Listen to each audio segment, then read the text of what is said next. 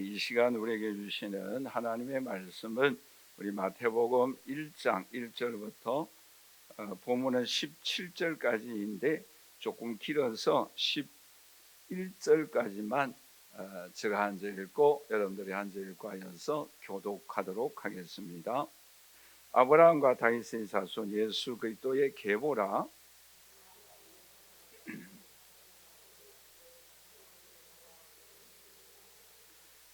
유다는 다말에게서 베레스와 세라를 낳고 베레스는 헤스론을 낳고 헤스론은 람을 낳고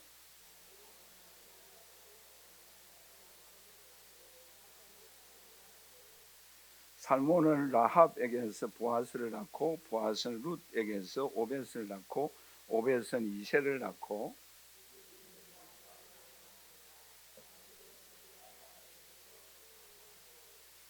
솔로몬은 르호보암을 낳고 르호보암은 아비야를 낳고 아비야는 아사를 낳고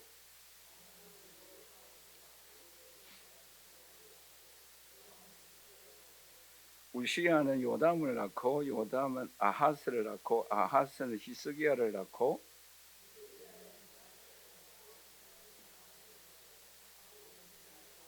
함께 읽겠습니다. 바벨론으로 사로잡혀 갈 때에 요시야는 여고냐와 그의 형제들을 낳으니라. 아멘. 여러분, 현대 자동차 종류 중에 제네시스라는 자동차 아세요? 제네시스라는 이름을 왜 지었을까요? 자동차계에 새로운 장을 열겠다라는 뜻으로서 제네시스라는 단어를 사용하였습니다. 그럼 창세기를 영어로 말하면 뭐라고 말할 수가 있겠어요? 제네시스입니다. 왜요? 만물의 시장을 의미하고 있다라는 것이죠. 온 천지 창조의 시작을 의미한다라는 뜻으로서 창세기가 제네시스라는 단어를 사용합니다. 그런데 오늘 본 말씀에도 비슷한 단어가 나와요. 우리 마태복음 1장 1절 말씀을 다 같이 읽어보도록 하겠습니다. 아브라함과 다윗의 자손 예수 그리스도의 계보라. 계보라라는 단어가 헬라어로 게네시스라고 합니다. 제네시스와 거의 비슷하죠. 게네시스라는 의미는 무엇인가 하면은 새 시대의 시작을 의미한다라는 내용의 말씀입니다. 그러니까 창세기는 만물의 시작이라고 한다면 오늘 본문에 나타나 있는 계보라라는 것은 예수 그리스도로 인하여 새로운 시대가 시작되어졌다라는 것으로서 우리에게 말씀해 주고 있습니다. 그런데 그 예수 그리스도는 누구의 후손으로 왔다라고 말씀을 하고 있습니까? 아브라함과 다윗의 자손 예수 그리스도의 계보라라고 말씀을 하고 있는데 왜 여기에서 아브라함과 다윗 이 두 사람을 언급하고 있겠습니까? 가장 중요한 것은 두 사람의 공통점이 있죠. 그게 무엇이겠어요? 언약 관계이다라는 것을 우리에게 말씀해 주고 있습니다. 언약은 무엇을 의미하고 있습니까? 쉽게 말하면 약속이죠. 반드시 그 약속을 지킨다라는 그런 내용의 말씀이지요. 그런데 여러 가지로 말할 수가 있겠습니다만은 아브라함과의 언약의 핵심이 뭔가 하면은 창세기 12장 2절 말씀인데 우리 한번 다 함께 같이 읽도록 하겠습니다. 내가 너로 큰 민족을 내게 복을 주며 내 이름을 창대하게 하리니 너는 복이 될지라. 아멘. 여기서 두 가지를 강조하고 있죠. 하나가 뭐예요? 큰 민족을 이룩하겠다. 또 하나가 뭐예요? 복의 권한이 되게 해 주시겠다라는 약속의 말씀입니다. 그럼 다윗 하면은 무엇이 생각합니까?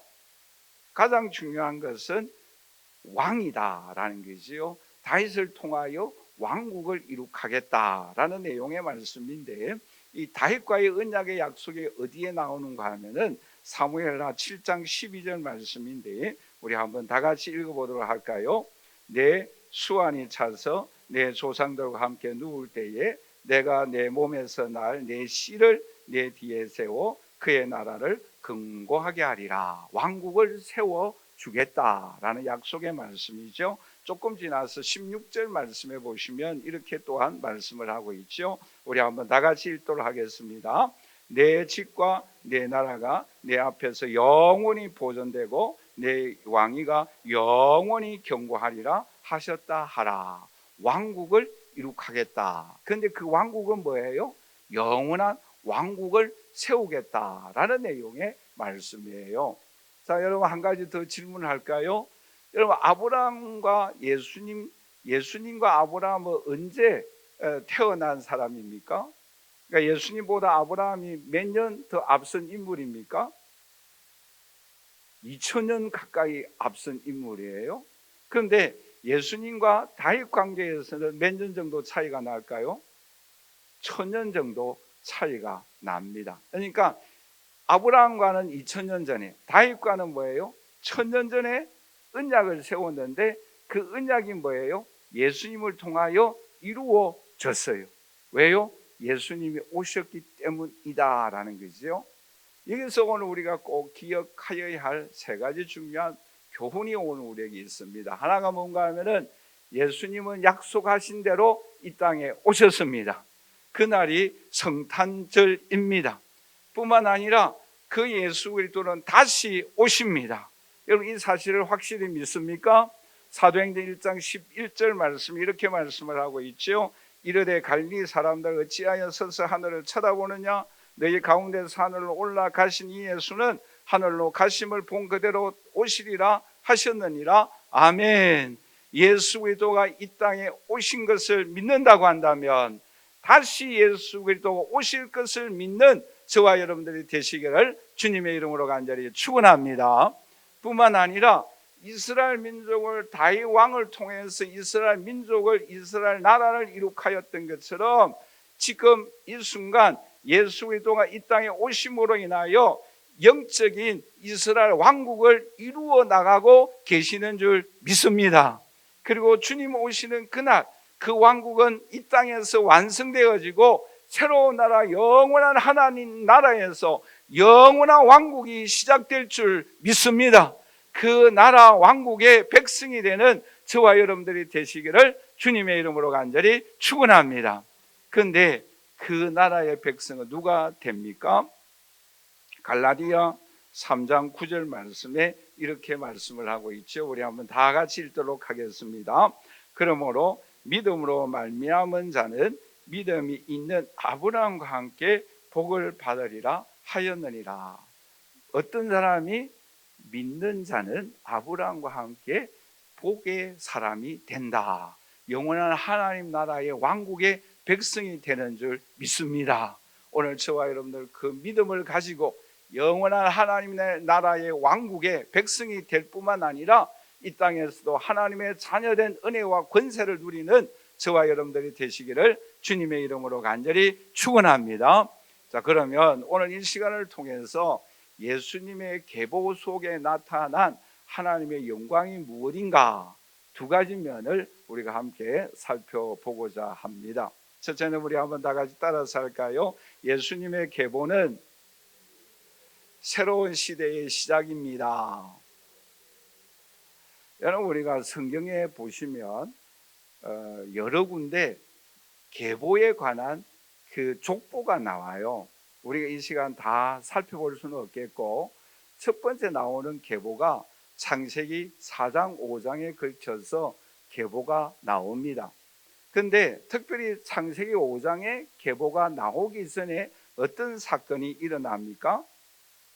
노아를 통하여 홍수 심판이 나타납니다. 노아를 통하여 홍수 심판 후에 하나님의 약속의 말씀이 있어요. 그 계보 마지막에 32절 말씀에 이렇게 말씀을 하고 있죠. 노아는 500세 된 후에 셈과 함과 야벳을 낳고 말씀을 하고 있습니다. 여러분 이 부분을 주목하고 또 창세기 11장에는 어떤 사건이 나옵니까? 바벨탑 사건이 나오죠. 그런데 바벨탑을 세운 그 사람들에게 하나님의 무엇이 나타납니까? 심판이 나타납니다. 그런데 11장 후에 누구의 후손이 족보가 나오는가 하면은 데라의 가족의 후손이 나옵니다. 데라 후손의 자손 중에 누가 나옵니까? 아브라함이 나오죠. 또 룻기 4장에 보시면 사사시대의 특징이 뭡니까? 왕이 없으므로 자기 소견에 옳은 대로 행하였다.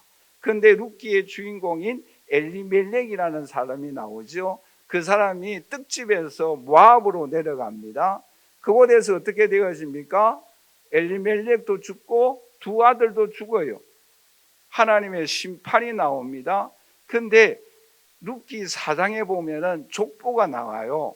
그 족보에 누가 나오는가 하면은 룻기 4장 18절 말씀에 우리 한번 다 같이 읽어보도록 하겠습니다. 베레스는 이러하니라. 베레스는 헤스론을 낳고 22절에 같이 읽겠습니다. 오벳은 이세를 낳고 이세는 다윗을 낳았더라. 다 절을 보십시오. 여러분 다 족보를 살펴볼 수는 없습니다만은 몇 가지 족보를 살펴보았잖아요. 특징이 무엇입니까? 모르겠어요? 두 가지 중요한 특징이 나옵니다. 하나가 뭐예요? 하나님의 심판이 나옵니다. 그렇죠?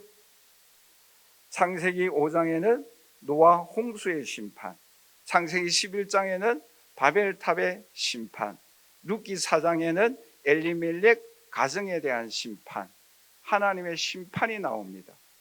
그리고 또 하나의 중요한 특징이 뭐예요? 새로운 시대에 새 사람을 통하여 새 시대를 펼쳐 나가겠다라는 의미의 족보가 계보가 나옵니다. 창세기 5장에는 누가 나옵니까? 셈, 함, 야벳이 나오지요. 창세기 11장에는 누가 나옵니까? 데라의 후손 아브라함이 나오죠. 그리고 룻기 4장에는 누가 나옵니까? 다윗 왕이 나옵니다. 오늘 본문에도 역시 마찬가지예요. 여러 족보가 나옵니다만은 그 족보의 마지막에는 누가 나십니까? 예수 그리스도가 나시느니라 라고 말씀을 하고 있습니다.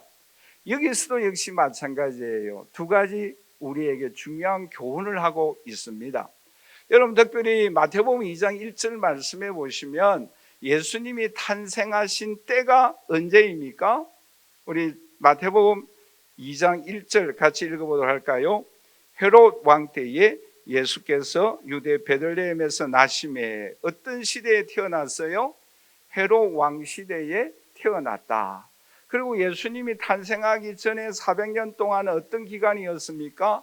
암흑 시대다라고 말을 합니다. 여기서도 중요한 교훈이 있죠. 두 가지인데 하나가 뭐입니까? 하나님의 심판이 나옵니다. 헤롯 왕에 대한 심판이 나오죠. 또한 뭐예요? 예수 그리스도로 인한 새로운 시대를 오늘 우리에게 알려주고 있습니다. 우리 한번 다 같이 따라서 할까요? 예수님의 탄생은 새로운 시대의 시작입니다. 자, 그러면 제가 하나님의 심판과 새로운 하나님의 시작, 2000년 전에 예언하신 그 메시아, 또 1000년 전에 언약하신 그 메시아가 오신 이 사건을 통하여 오늘 저와 여러분들에게 교훈해 주고 있는 것이 무엇이겠어요? 오늘 저와 여러분들이 적용을 한다고 한다면 무엇을 오늘 우리에게 교훈해 주고 있겠습니까? 첫째는 뭔가 하면은 누가 2000년 전에 메시아가 오실 것을 계획하시고 이 땅에 보내주시고 이루어 나가셨습니까? 하나님이에요. 그 하나님이 오늘 저와 여러분 개인에게도 우리를 이 땅에 보내주시고 살아가게 하여 주시고 마무리하게 하여 주시는 줄 믿습니다. 이 사실을 오늘 우리에게 교훈해 주고 있습니다. 여러분 2000년의 역사를 한번 생각해 보세요.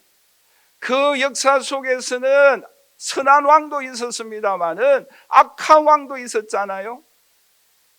우상 숭배하는 왕들도 있었지 않습니까? 예수 믿는 사람을 죽이는 왕들도 있었잖아요. 핍박이 있었어요. 외국 나라에 포로되어지는 어려움이 있었습니다. 민족이 멸망당할 위기에 처하였어요. 여러분 다윗 왕이 압살롬 자기 아들 때문에 쿠데타가 일어나서 물러났습니다. 다윗 왕과의 후손이 끊어질 위기에 처한 적이 한두 번이 아니에요. 이스라엘 민족이 멸망당할 그러한 위기에 처한 적이 한두 번이 아니었습니다. 그러나 여기에 중요한 교훈이 있습니다. 갈라디아 4장 4절에 보시면 우리 한번 다 같이 읽도록 하겠습니다.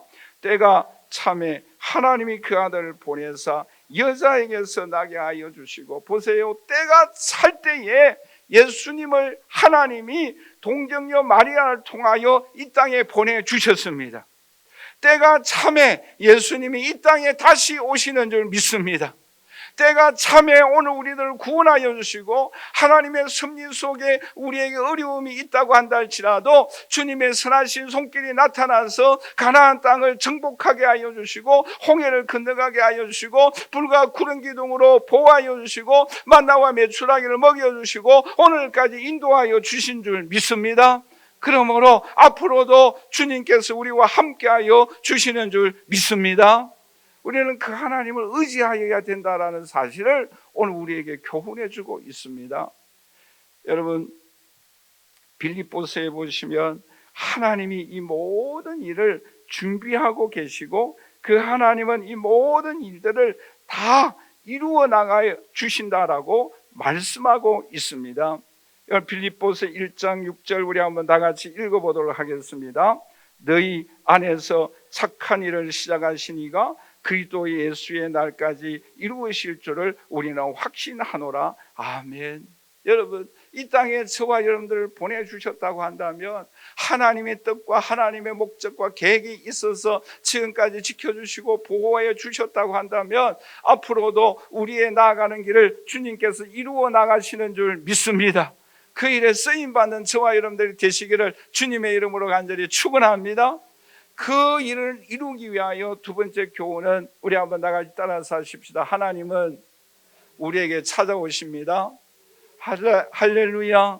베드로에게 찾아갔어요. 모세에게 찾아갔어요. 그 부활하신 주님은 저와 여러분들에게 찾아와 주시고 위로하여 주시고 치유하여 주시고 함께하여 주시는 능력과 은총을 저와 여러분들에게 베풀어 주시는 줄 믿습니다. 우리는 그 하나님의 일에 쓰임받는 기쁨과 감격을 누려야 합니다. 여러분, 이 기쁨이 얼마나 좋아요. 여러분, 예배 순서에 여러분들이 쓰임받을 때에 내가 쓰임받는 이 기쁨과 감격 가운데 주를 섬길 수 있기를 주님의 이름으로 간절히 축원합니다. 내가 이 시간 하나님 앞에 예배드리는 이 기쁨이 오늘 우리에게 있어야 합니다. 오늘 여러분들이 보실 때에 그 기쁨이 있는 것 같지 않습니까? 예? 여러분, 찬양할 때도 여러분 기쁨이 있어야 되지 않겠어요? 여러분, 예배 드릴 때에 기쁜 마음으로 하나님 앞에 올라와서 경배와 찬양을 주께 올려드리는 저와 여러분들이 되시기를 주님의 이름으로 간절히 축원합니다. 왜요? 쓰임받는 기쁨이에요. 여러분, 아브라함 생각해 보세요. 다윗 생각해 보세요. 우리 몇 주 전에 다윗에 대해서 생각하였지 않습니까? 막내는 어떤 뜻이라고요? 너 가져라는 뜻이잖아요. 그런 사람이 이 예수 그리스도의 조상 속에 그 이름이 올라와 있지 않습니까? 너가서 쓸모없는 인물이 이 예수 그리스도의 족보에 올라와 있는 이 영광을 누리고 있지 않습니까? 얼마나 감격스럽습니까? 오늘 이 자리에 함께 예배드리는 저 우리 사랑하는 성도 여러분, 우리는 주님 앞에 이 쓰임받는 기쁨, 이 감격을 가지고 살아가야 합니다. 하나님의 분명한 뜻과 목적이 있어서 저와 여러분들 이 땅에 보내주신 줄 믿습니다. 우리 충만한 교회에서 저와 여러분들 함께 예배드리고 있는 줄 믿습니다. 우리는 이 사실을 깨달아야 합니다. 왜요? 하나님은 2000년 전에 그쵸? 계획하시고 준비하시고 이루어 나가셨던 그 주님은 오늘 저와 여러분들을 통해서도 하나님은 분명히 목적을 가지고 뜻을 가지고 그 일을 위하여 우리를 보호하여 주시고 오늘날까지 인도하여 주시는 줄 믿습니다. 그래서 오늘 지금 조금 좋은 일 있으면 감사할 수 있기를 간절히 소원합니다. 그리고 조금 힘들고 어렵더라도 주님께서 예비하여 주신 손길이 반드시 있는 줄 믿습니다. 우리는 그 하나님을 바라보아야 합니다. 왜요? 그 하나님은 시작하시는 이는 반드시 이루어지는 하나님이세요. 성령님이 오늘 우리의 역사하고 계시는 줄 믿습니다. 힘을 주시고 은혜도 주시고 능력도 주시고 또 사람을 붙여주시고 하늘의 영광을 베풀어 주시고 아멘 할 때까지 할 겁니다. 오늘 우리가 주님께서 역사하여 주시는 그 손길을 경험하고 체험하는 그 기쁨이 얼마나 좋어요? 얼마나 좋습니까? 뿐만 아니라 이제는 저와 여러분 마음속에 여기서 교훈하는 것은 우리 한번 다 같이 따라서 하십시다. 내가 새로운 시대를 열자. 할렐루야. 여러분, 내가 지금 이 순간에 새로운 시대의 주역이 다른 사람이 아니라 저와 여러분들이 되어야 될 줄 믿습니다. 여러분, 우리가 사람은 크게 3번 변한다고 그러잖아요. 하나는 뭐입니까? 예수 믿기 전과 전후, 그때의 사람이 많이 변해요. 그리고 또 하나가 뭐입니까? 성령의 능력을 체험하기 전과 후가 사람이 완전히 바뀌잖아요. 우리가 그 사실을 사도행전 강해를 통해서 우리가 공부하고 있지 않습니까? 또 하나가 무엇입니까? 사명 받기 전과 후가 완전히 바뀐다고 합니다. 그런데 우리는 그런 큰 3가지 변화, 바뀜의 역사를 경험하여야 할 뿐만 아니라 여러분 올해 동안 이제는 이제 한 주밖에 안 남았잖아요. 그렇죠? 여러분 올 한 해 동안 여러 가지 사건을 경험하였지 않습니까? 그런데 그 사건 속에 하나님의 손길을 체험했지 않습니까? 체험하였죠? 그 하나님을 경험하였기 때문에 내가 이전에 알지 못하였던 하나님의 손길을 체험하였다고 한다면 이제는 뭐예요? 저와 여러분들이 그 체험을 밑바탕으로 하여서 새로운 시대의 새로운 삶을 열어가는 주인공이 되시기를 주님의 이름으로 간절히 축원합니다. 그래야 우리의 속사람이 날로 날로 새로워짐을 경험하며 하나님 앞에 영광을 올릴 수 있습니다. 여러분, 1살 더 많이 늘어났다. 우리 젊은 사람들은 더 젊고 더 좋은 분들도 계시리라고 여겨지지만 연세가 많으신 분들은 더 늙어가니까 속상하잖아요. 그러나 속상할 필요가 없어요. 왜요? 내가 이전에 경험하지 못한 하나님을 만났잖아요. 그 하나님을 만났다고 한다면 우리는 새 시대를 열어가는 새로운 주인공이 되는 줄 믿습니다. 그 주인공이 되시기를 주님의 이름으로 간절히 축원합니다. 마지막 2번째로 예수님의 계보를 통해서 숨겨져 있는 비밀이 영광이 무엇입니까? 우리 한번 다 같이 따라서 할까요? 예수님의 계보는 숨겨진 영광이 있습니다. 여러분, 유대인 남자들이 아침에 일어나서 감사 기도 3가지가 있다고 해요. 그 기도가 뭔지 아시겠어요? 유대인 남자가 3가지 감사 기도가 있는데 하나가 뭔가 하면은 짐승으로 태어나지 않고 사람으로 태어난 것을 감사합니다. 2번째 기도가 뭐예요?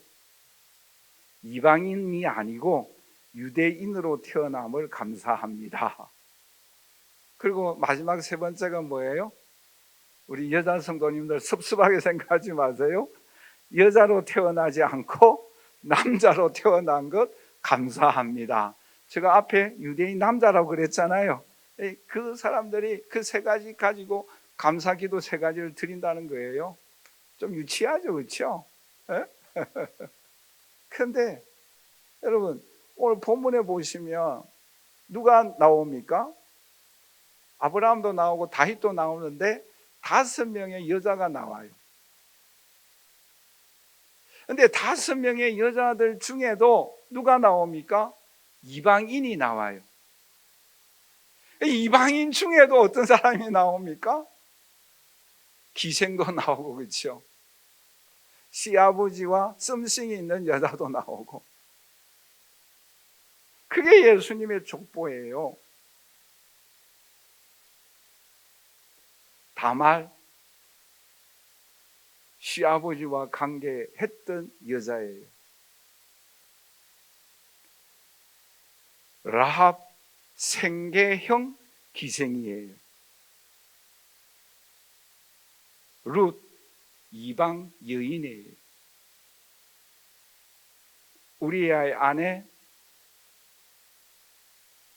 마리아, 5명의 여자가 나옵니다.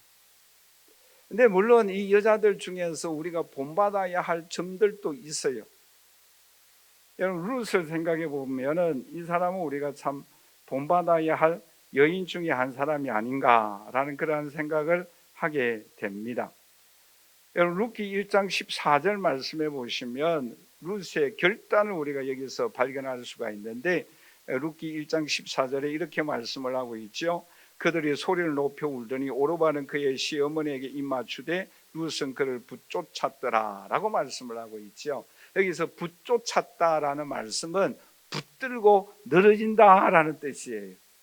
그러니까 오르바는 그냥 작별 인사하고 빠이빠이 했어요. 근데 뭐예요? 이 룻은 뭐예요? 그 시어머니를 붙잡고 늘어졌다라는 거예요. 그래서 어머니가 섬기는 신이 하나님이 나의 신이고 어머니가 죽는 곳에 나도 죽겠습니다라고 붙잡아 늘어지는 거예요. 그런데 그 붙잡고 늘어진 시어머니와 함께 떡집으로 돌아갔는데 먹고 살 게 없어요. 어떻게 하면 먹고 살겠습니까? 이삭 줍는 길밖에 없어요. 그런데 그 이삭도 얼마나 열심히 주었는지 그 보아스의 그 일하는 하인 중에 책임진 사람이 룻을 보고 이렇게 칭찬하는 모습을 우리는 발견할 수가 있는데, 룻기 2장 6절에서 7절 말씀인데 우리가 한번 같이 읽어보도록 할까요? 배는 자를 건너린 사환이 대답하여 이르되 이는 나오미와 함께 모압 지방에서 올라온 모압 소녀인데 그의 말이 나로 배는 자를 따라 단 사이에서 이삭을 죽게 하소서였고 아침부터 와서는 잠시 집에서 쉰 것 외에는 지금까지 계속하는 중이다. 그러니까 겉면 성실하였다라는 모습을 우리가 여기서 발견할 수가 있죠. 그러니까 참 룻에게는 우리가 본받아야 할 점도 있다라는 것을 우리가 살펴볼 수가 있어요. 뿐만 아니라 라합에게서도 믿음이 있었어요.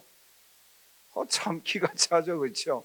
이방 여인이고 또 생계형 기생인데 이 여자에게는 이스라엘 민족과 함께하는 하나님 역사를 보고 확신했어요. 그리고 생명을 걸고 뭐예요? 정탐꾼을 숨겨두는 믿음이 있었어요.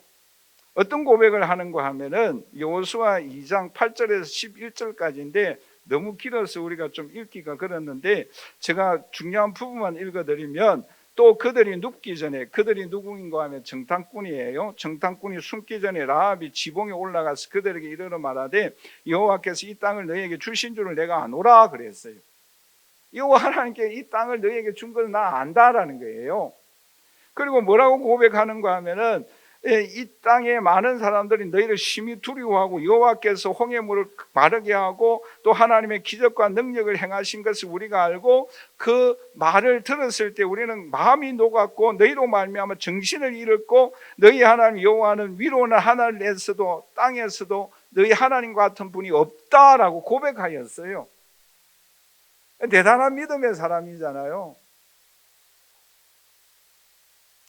자, 그러면 오늘 우리가 이 5 여인이 나오는데 이 여인이 나오는 이 여인들을 통해서 오늘 우리에게 적용을 한다고 한다면 무엇을 교훈하고 있겠는가라는 거예요. 여기서 중요한 3가지 교훈을 하고 있어요. 하나가 뭔가 하면은 우리 한번 다 같이 따라서 할까요? 우리의 신앙의 삶에 은혜가 꼭 필요합니다. 여러분 이 사실을 확신하십니까? 여러분 마리아는 누가복음 1장 28절에 천사가 나타나서 이렇게 말씀합니다. 우리 누가복음 1장 28절 같이 읽겠습니다. 그에게 들어가 이르되 은혜를 받은 자여 평안할지어다. 그러니까 은혜를 받은 자의 이 뜻은 수동태예요. 그러니까 하나님께서 일방적으로 주는 은혜예요. 그런데 30절 말씀해 보시면 이렇게 말씀을 하고 있습니다. 우리 한번 다 같이 읽어보도록 하겠습니다. 천사가 이르되 마리아여 무서워 말라. 네가 네가 하나님의 은혜를 입었다. 누구를 강조하고 있어요? 네가 하나님의 은혜를 받았다. 영어 성경에 보시면 이 은혜를 이 마리아가 찾기를, 은혜를 받기 위하여 몸부림쳤다라는 내용의 단어예요. 하나는 뭐예요? 일방적인 하나님의 은혜입니다. 그러나 이 마리아는 어떻게 하였다라는 거예요? 은혜를 받기 위하여 몸부림쳤다라는 거예요. 여러분, 여기서 오늘 우리에게 중요한 교훈을 하고 있어요. 오늘 저와 여러분들에게 구원의 은혜를 주신 것은 하나님의 전적인 은혜인 줄 믿습니다. 우리가 천국에 올라가는 것도 하나님의 전적인 은혜인 줄 믿습니다. 오늘 우리가 성령을 오늘 우리에게 주신 것 전적인 하나님의 은혜인 줄 믿습니다. 그런데 전적인 하나님의 은혜임을 고백하는 저와 여러분들은 이제 또 한 가지 우리가 하여야 할 일이 있어요. 그게 뭔가 하면은 이 마리아처럼 하나님의 은혜를 갈급한 마음을 가져야 하고 그 은혜를 사모하여야 되는 줄 믿습니다. 우리는 그것을 오늘 우리에게 교훈하고 있어요. 우리는 두말할 필요 없이 전적인 하나님의 은혜에 의하여 오늘까지 살아왔어요. 믿습니까? 감사한 일이죠. 너무 고맙죠. 그렇죠? 오늘날 오늘 내가 생명이 있어서 일어나서 하나님 앞에 예배드리는 이 자리에 앉아서 경배하는 것이 하나님의 은혜이잖아요. 이건 전적인 하나님의 은혜예요. 그러나 우리가 꼭 기억해야 될 것은 오늘 저와 여러분들 이 은혜를 사모하여야 합니다. 이 은혜가 없으면 우리는 살아갈 수 없다라고 고백하며 하나님의 그 은혜를 받기 위하여 노력하고 발버둥치고 애쓰는 저와 여러분들이 되시기를 주님의 이름으로 간절히 축원합니다. 그것을 오늘 우리에게 교훈하고 있어요. 또 한 가지 중요한 교훈이 있어요. 그게 뭔가 하면은 우리 한번 다 같이 따라서 할까요? 룻의 발걸음을 하나님이 인도하여 주셨다. 여러분 보세요. 룻의 발걸음을 누가 인도해 줬겠어요? 하나님이. 그곳에서 보아스를 만나서 보아스와 결혼해서 오벳을 낳고 이세를 낳고 그 후손이 다윗이 태어나고 그 후손 가운데 예수 그리스도가 탄생할 줄 누가 알았겠어요?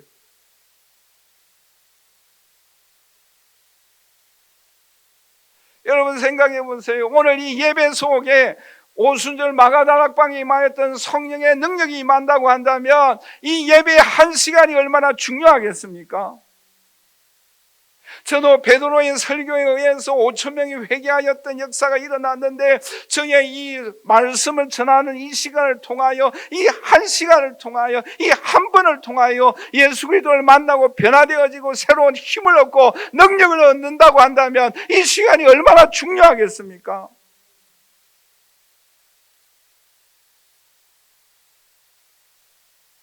여러분들의 찬양이 옥문을 열고 그 캄캄한 감옥에서 옥문이 열려지는 기적이 일어난다고 한다면 여러분들의 찬양이, 여러분들의 기도가 얼마나 힘있게 하나님을 찬양하여야 되겠습니까?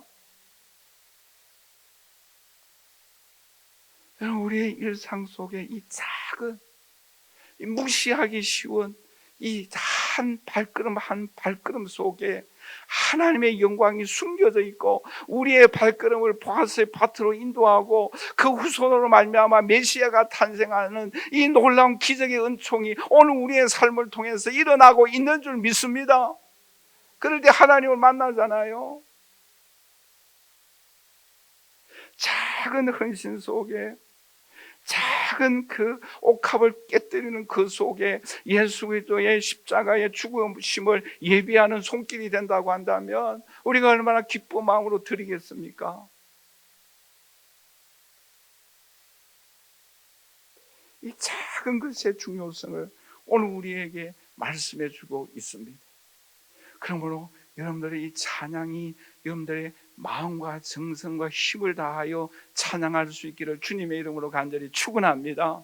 저도 마찬가지 이 말씀 속에 이 시간 정말 베드로의 그 설교로 5,000명이 회개하는 역사가 일어나는 그 심정으로 설교하고 말씀을 전하는 저가 되어줄 수 있도록 기도해 주시기를 간절히 소원합니다. 우리 그 속에 하나님의 역사가 있지 않겠어요? 누가 보아스를 만나고 누가 메시아를 만나고 그 놀라운 은총과 축복이 하나님의 영광이 숨겨져 있는지 우리는 알 수가 없는 거예요.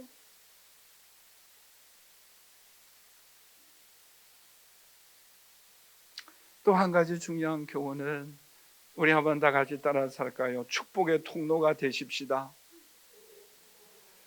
보세요. 기울어져가는 이 엘리멜렉 가문을 이 룻을 통하여 다시 살리는 역사가 일어났지 않습니까? 오늘 저와 여러분들을 통하여 우리의 가정에 빛의 역사가 시작되는 저와 여러분들이 되시기를 주님의 이름으로 간절히 축원합니다. 기울어져 가고 있는 가문이었잖아요. 잊혀져 가는 가문이었지 않습니까?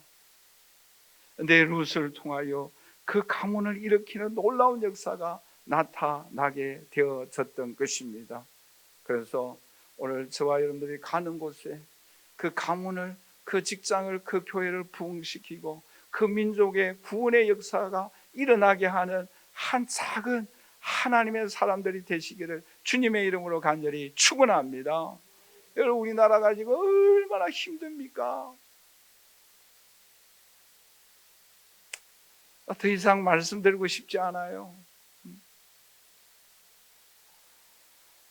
이 민족을 위하여서 오늘 우리가 하여야 할 일이 무엇이겠습니까?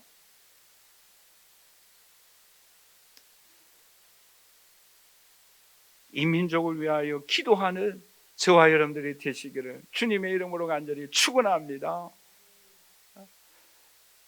우리 민족을 위하여, 한국 교회를 위하여, 여러분, 우리 한국에 140년 전에 그 복음을 증거하였던 그 선교사님들의 순교의 피가 있었지 않습니까? 우리 한국 교인들의 6.25도에 또 그 일제, 그 압제 가운데서도 피 흘리며 순교하였던 순교의 피가 있는 우리 대한민국 한국 교회이지 않습니까? 여러분, 이 민족이 저 악한 사탄의 무리에 의하여 무너지고 있지 않습니까?